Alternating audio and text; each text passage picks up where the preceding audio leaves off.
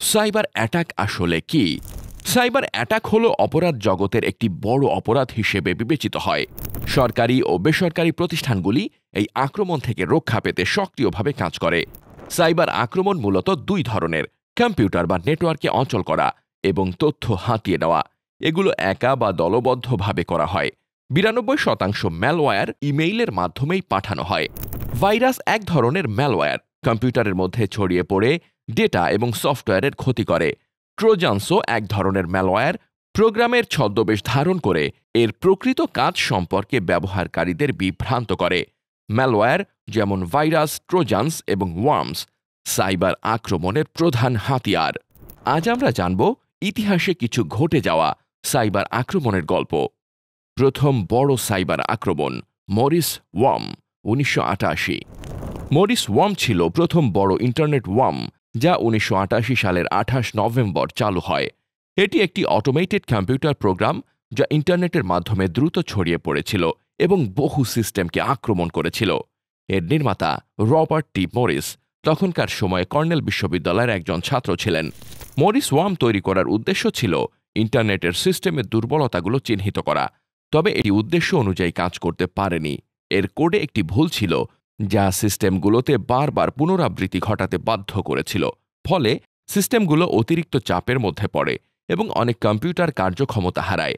এই আক্রমণটি 60,000-এর বেশি কম্পিউটারকে প্রভাবিত করেছিল, যার মধ্যে অনেকগুলো ইউনিক সিস্টেম ছিল। যদিও এটি একেবারে ক্ষতিকারক ছিল না, তবে ইন্টারনেট ব্যবস্থার জন্য এটি একটি বড় সংকেত ছিল। আই লাভ ইউ ভাইরাস ক্ষতি করেছিল $15 billion. I love you virus 2000 সালের মে মাসে বিশ্বের ইন্টারনেট জগতে তোলপাড় সৃষ্টি করেছিল। এটি একটি ভাইরাস যা ইমেইল মারফত ছড়িয়ে পড়েছিল এবং বিশ্বব্যাপী ব্যাপক ক্ষতির কারণ হয়েছিল। ভাইরাসটি তৈরি করেছিলেন ফিলিপাইনের 24 বছর বয়সী ছাত্র ওনেল ডি গুজম্যান। ভাইরাসটি এমনভাবে তৈরি করা হয়েছিল যা ইমেইলে পাঠানো ফাইলের মধ্যে প্রবাহিত হয়ে ব্যবহারকারীর কম্পিউটারে প্রবেশ করত। ইমেইলের বিষয় হিসেবে আই লাভ ইউ লেখা থাকত, যা অনেক ব্যবহারকারীকে আকৃষ্ট করেছিল এবং তারা সন্দেহ না করেই ফাইলটি খুলে ফেলত। এই ভাইরাসটি বিস্তার খুব দ্রুত ছিল এবং এটি প্রথমে ফিলিপাইন, তারপর হংকং, ইউরোপ এবং পরবর্তীতে যুক্তরাষ্ট্রে ছড়িয়ে পড়ে। এর ফলে 1 কোটিরও বেশি উইন্ডোজ অপারেটিং সিস্টেম চালিত কম্পিউটার ক্ষতিগ্রস্ত হয়। ভাইরাসটি যে ফাইলটি পাঠাত সেটির নাম ছিল love-later-for-u.txt.vbs, যেখানে একটি VBS স্ক্রিপ্ট ছিল যা ভাইরাসটিকে কার্যকর করত এবং কম্পিউটার সিস্টেমে ক্ষতি করত। বিশ্বব্যাপী এই ভাইরাসটির ক্ষতির পরিমাণ ছিল 550 থেকে 870 বিলিয়ন মার্কিন ডলার এবং ভাইরাসটি প্রতিরোধ করতে এবং ক্ষতি মেরামত করতে খরচ হয়েছিল $15 বিলিয়ন।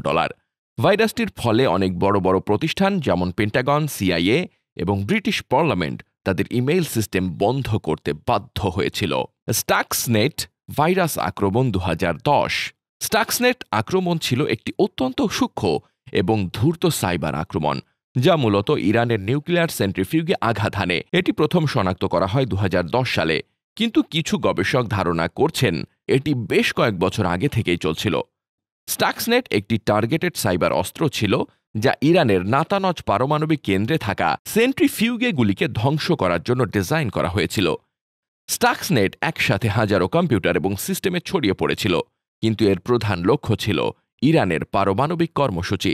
স্টাক্সনেট আক্রমণটি সাইবার যুদ্ধে একটি নতুন দৃষ্টিভঙ্গি তৈরি করেছিল, যা দেখিয়ে দেয় যে কিভাবে সাইবার অস্ত্র শত্রুর সরাসরি শারীরিক অবকাঠামোকে ক্ষতিগ্রস্ত করতে পারে।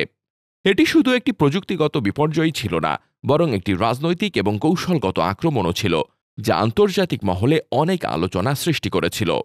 2017 সালের মে মাসে ওয়ানাক্রাই নামক র্যানসামওয়্যার একটি মারাত্মক আক্রমণ চালায়, যা বিশ্বব্যাপী লাখ লাখ কম্পিউটারকে আক্রান্ত করে। এটি প্রায় 150টি দেশকে প্রভাবিত করেছিল। এই আক্রমণটি বিশেষ করে মাইক্রোসফট উইন্ডোজের একটি দুর্বলতা কাজে লাগিয়ে হয়, যা ইটারনাম ব্লু নামে পরিচিত একটি এক্সপ্লয়েট ব্যবহার করেছিল। ওয়ানাক্রাই ভাইরাসটি ব্যবহারকারীদের কম্পিউটারে সমস্ত ডাটা এনক্রিপ্ট করে ফেলত এবং এরপর তা মুক্ত করার জন্য বিটকয়েন দাবি করত। এর ফলে বহু প্রতিষ্ঠান এবং সরকারি সংস্থা তাদের গুরুত্বপূর্ণ ডেটা হারিয়েছিল। বিশ্ব স্বাস্থ্য সংস্থা ব্রিটেনের NHS টেলফোনিকা, যা স্পেনের একটি বড় টেলিকম কোম্পানি ছিল, এবং আরও অনেক প্রতিষ্ঠান এই আক্রমণের শিকার হয়। এই আক্রমণের ফলে সরকারের নিরাপত্তা ব্যবস্থা এবং সাইবার নিরাপত্তার নীতির প্রতি বিশ্বব্যাপী আরও মনোযোগ দেওয়া শুরু হয়। SolarWinds সাইবার আক্রমণ 2020 সালের ডিসেম্বরে প্রকাশিত হয়, এবং এটি ছিল একটি বৃহৎ এবং অত্যন্ত জটিল সাইবার আক্রমণ। হ্যাকাররা SolarWinds-এর ওরিয়ন সফটওয়্যার আপডেট সিস্টেমে ম্যালওয়্যার ইনস্টল করে, যা ব্যবহারকারীদের সিস্টেমে এক ধরনের ব্যাকডোর সৃষ্টি করে। এই ব্যাকডোরের মাধ্যমে আক্রমণকারীরা বিভিন্ন প্রতিষ্ঠানের নেটওয়ার্কে অনুপ্রবেশ করতে সক্ষম হয়। এই আক্রমণটি 18,000 প্রতিষ্ঠানের মধ্যে ছড়িয়ে পড়ে, যার মধ্যে ছিল সরকারি সংস্থা, বড় প্রযুক্তি কোম্পানি এবং অন্যান্য বাণিজ্যিক প্রতিষ্ঠান। সবচেয়ে গুরুত্বপূর্ণ যে সংস্থাগুলি এতে প্রভাবিত হয়েছিল তাদের মধ্যে ছিল মার্কিন সরকার এবং তার বিভিন্ন সংস্থা। এই আক্রমণের মাধ্যমে আক্রমণকারীরা দীর্ঘ সময় ধরে ওই সিস্টেমগুলিতে ঢুকে তাদের তথ্য চুরি করতে সক্ষম হয়েছিল। SolarWinds আক্রমণ এটি প্রমাণ করেছে যে সাইবার নিরাপত্তা শুধু একটি প্রযুক্তিগত সমস্যা নয়, বরং একটি বৃহৎ জাতীয় এবং বৈশ্বিক নিরাপত্তার চ্যালেঞ্জ। ভবিষ্যতে সাইবার আক্রমণ আধুনিক প্রযুক্তির অগ্রগতির সাথে সঙ্গতি রেখে উন্নতি করছে।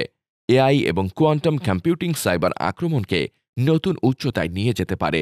এর মাধ্যমে আক্রমণকারীরা আরও দ্রুত, সূক্ষ্ম এবং শক্তিশালী আক্রমণ পরিচালনা করতে সক্ষম হবে।